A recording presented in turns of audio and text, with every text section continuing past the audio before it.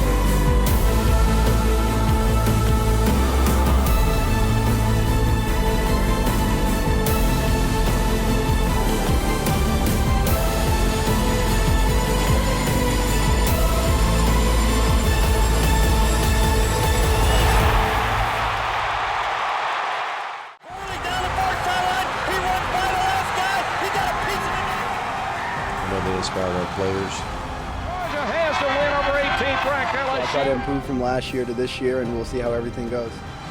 Dogs on top, 1-0.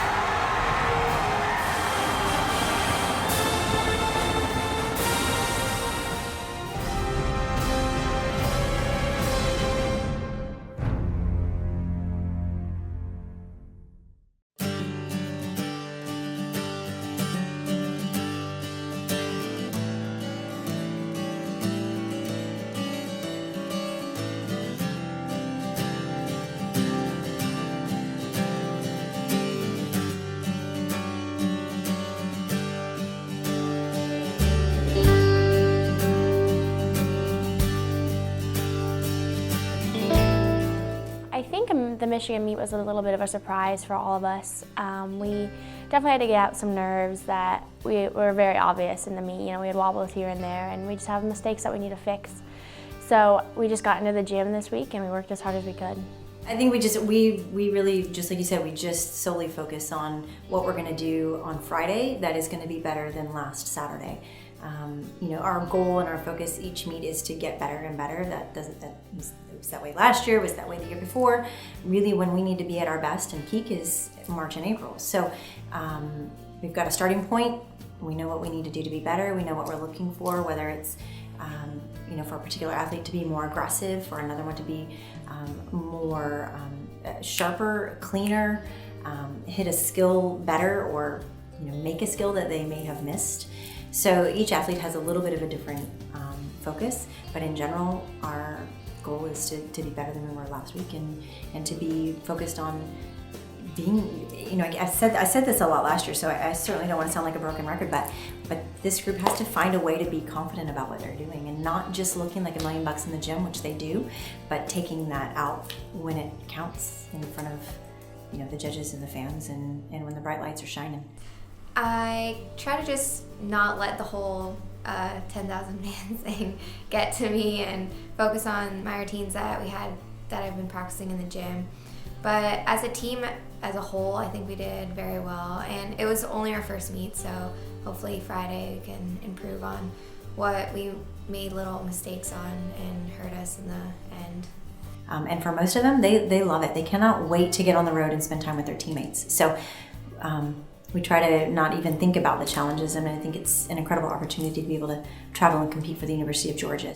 I think knowing that we have back-to-back meets, it's kind of an adrenaline rush, because there's nothing we love more than competing. I mean, we love coming in here every day and practicing, but there's nothing we love more than being out on the floor in front of 1 billion of fans.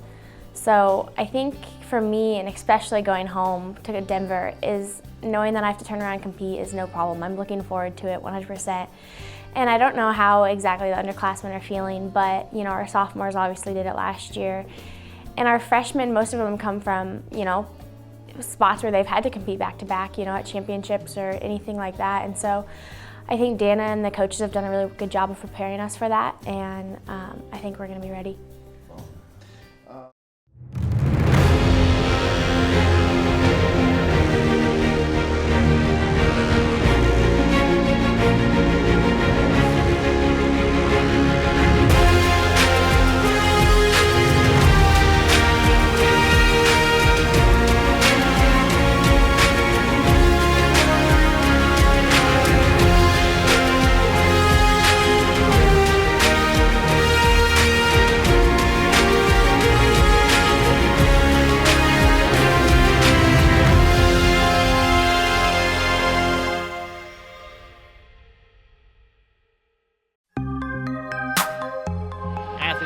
Stegman Coliseum. Caleb Frady and Cat Hires here high above the action tonight as number 7 Georgia hosts the Missouri Tigers in the SEC opener for both squads.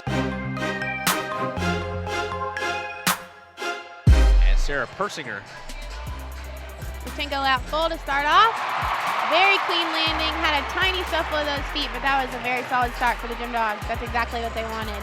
We were going to mention here last week, Georgia trying to get back on the right side of things this week. It's a good start for sure. It is. Vault's the aggressive event they want to start with, so that was a good start. And here's Brandie Jay, the junior from Fort Collins, Colorado. She'll be the final competitor on vault for Georgia this evening. Brandie will have one of the most difficult vaults that you'll see tonight. She does a Yurchenko 1.5, which is, you'll see it's 1.5 rotations with 1.5 twists. So again, like I was talking about last week, it's a blind landing, so she doesn't know where the landing's gonna be. It's all about timing. Yurchenko lay out 1.5, and look at that, stuck that landing. How about that? Stuck cold. You can tell she loved that one, the crowd loved that one. That's one more gonna be time. a great score. Look at this, stuck landing, her feet were glued to the mat, throws her head back, she was excited about that one. Here's Chelsea Davis, the final competitor on this apparatus at a 9.875 last week. Again with Chelsea, she's no stranger to this anchor position and going after a fall. I will say it doesn't make it any easier though, having to go after the fall. But that was a beautiful tkachev by Chelsea, going into her bail. Nice handstand for the dismount. Lining up with those giants. Into her full twisting double tuck. Little hop on the landing, but again, they are happy with that hit. That was a solid routine, solid rotation for the Gymdogs. That dismount, check this out. You can see the full twisting double tuck. Very aggressive in that, just had that tiny hop at the end. Mary Beth Box, the junior from Calhoun, will lead things off for the Dogs. You see some words of encouragement there from Dana Durante. 9.85 last week. And just like last week, Mary Beth wants to have a solid start with the hit routine so that she can keep that momentum and keep the confidence rolling throughout the team.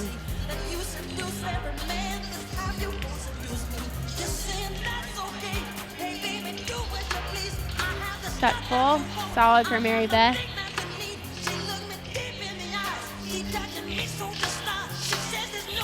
You can hear that Michael Jackson music in the background. As we saw last week, her debut of the moonwalk, the traditional moonwalk. It first started with Gymdog Nikki Childs, was then passed down to now assistant coach Cassidy McComb, and then recently Lindsay Cheek just passed it down to Mary Beth Box. So it's an exciting tradition that we have and the crowd loves it. Nice full turn. Here comes that moonwalk. You can hear the crowd cheering. They love that part of the routine. It's a fun thing for the team and for the crowd. Front aerial, immediate into the scale, very nice. Shows that she's very calm up there.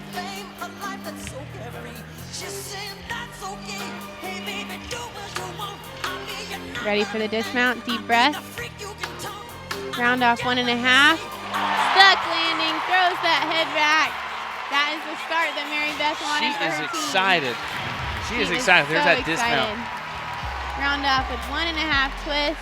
You can see her head almost touches the floor about. She throws it back so far. Is Ashlyn Broussard, a 9.75 last week.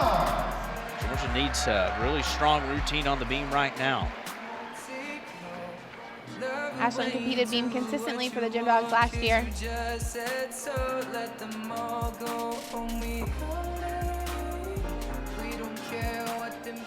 Preparing for her series. She has a little bit of difficulty in this series with this one arm handstand right there into the layout step out. Solid. That was a flawless series. Switch leap, straddle quarter. Again, not a bobble. Full turn.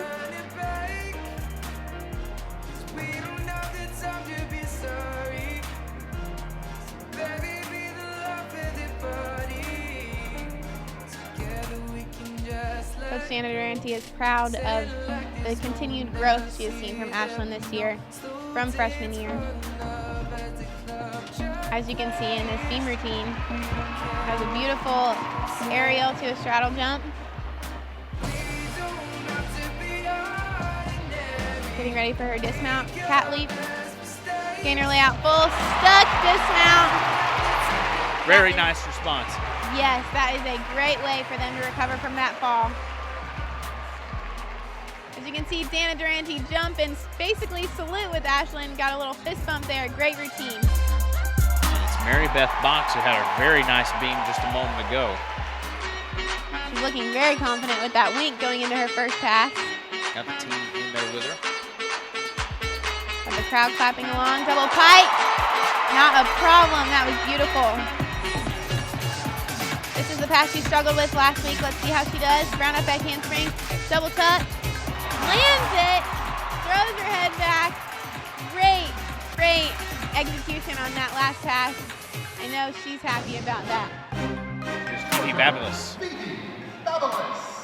Solid score last week against Michigan. Georgia really doing well here so far on the floor. Phoebe brings such a unique style of power that Coach Dana was looking to add to this team, and she brings that unique style. Round up double pike for her last pass. Great ending for the freshman. And her intense routine. Another solid score for Georgia on floor, and here the final attack here tonight for either squad. Brandie Jay with a 9.825 last week. Another solid score. We'll see if she can turn that up a little bit here. Into her first pass is a difficult pass right here. Full out, chest down a little bit, but she picked it up, and that was a very clean landing. Great execution on that first pass. Deep breath before her last pass.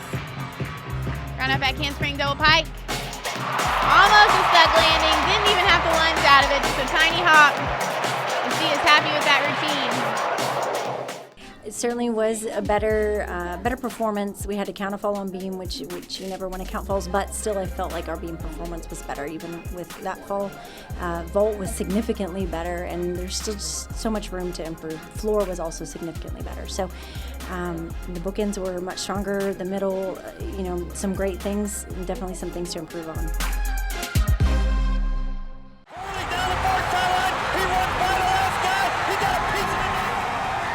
They inspire our players. Georgia has the win over 18th ranked LSU. I'll try to improve from last year to this year, and we'll see how everything goes. Dogs on top, 1-0.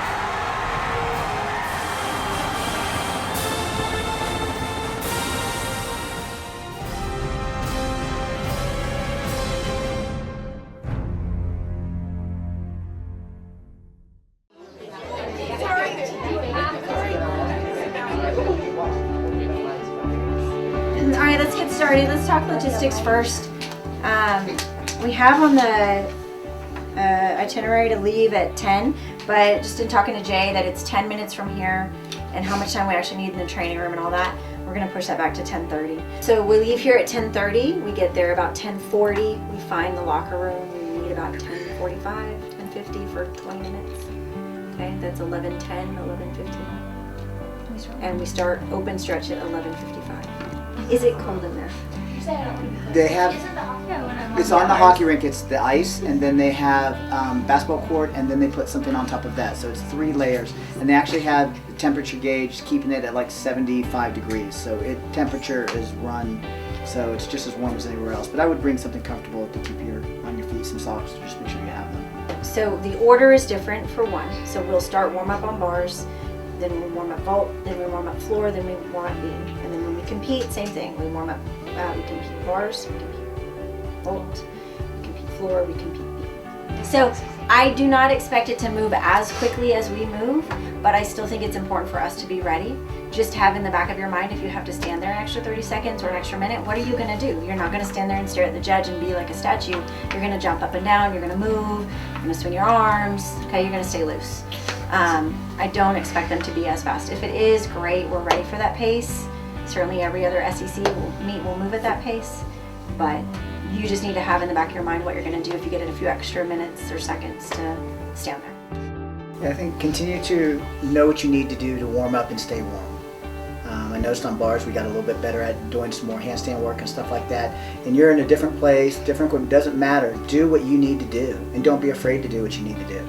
If you need to do some handstand works on bars, if you need to do a couple extra series on the bar mats while we're around beam, whatever you need to do, do it. Don't be afraid to do it. Don't say, oh no, I can't go over there. You know, make it your house and own it, and just figure out what you need, because it might be a little bit cooler. So stay warm. Make sure you're ready, and make sure your first turn in 15-minute, the 30-second touch or anything is good. It's ready. You are ready to go when you get up there and touch the equipment, whatever it may be. Be ready. Okay? That would be the next challenge. I see you guys figuring it out. So to really know what you need now. Long go dogs. Call it, D. Long go dogs on 3. 1, 2, 3. Go!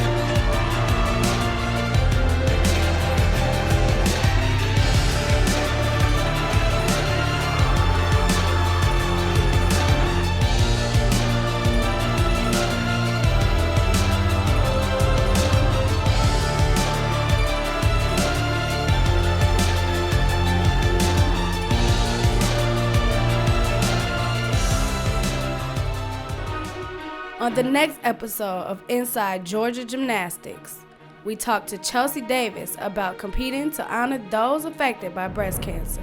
And the Gymdogs return to Stegman Coliseum for this season's peak meet versus Kentucky. That's next week on Inside Georgia Gymnastics.